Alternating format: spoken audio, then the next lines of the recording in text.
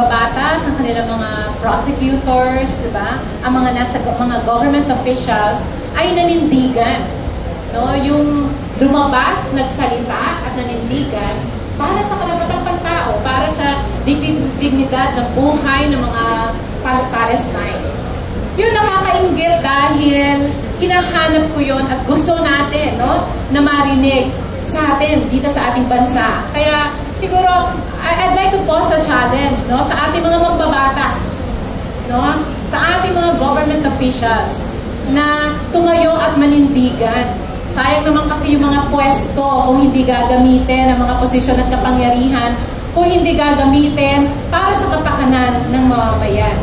Yung paninindigan, di ba? Yung paninindigan para sa karapatang mabuhay. Di ba? At ng lahat yun. Sana manindigan, magbigay boses ang mga nasa gobyerno, ang mga mambabatas. Yun, hinihintay pa natin hanggang ngayon. Sana gawin nila. Dagdagan ko lang din yung sinabi ni Attorney Aaron kanina, no?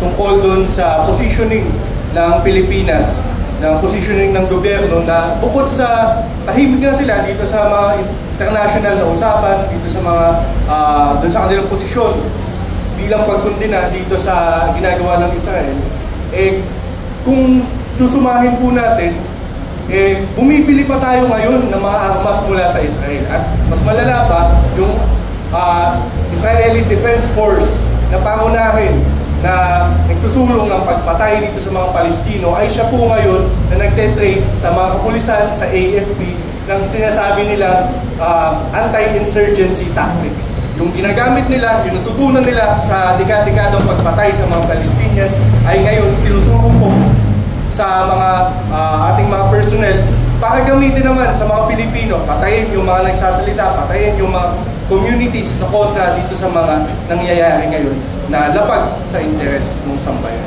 So ganun po yung posisyon talaga ng Pilipinas. Konsentidor.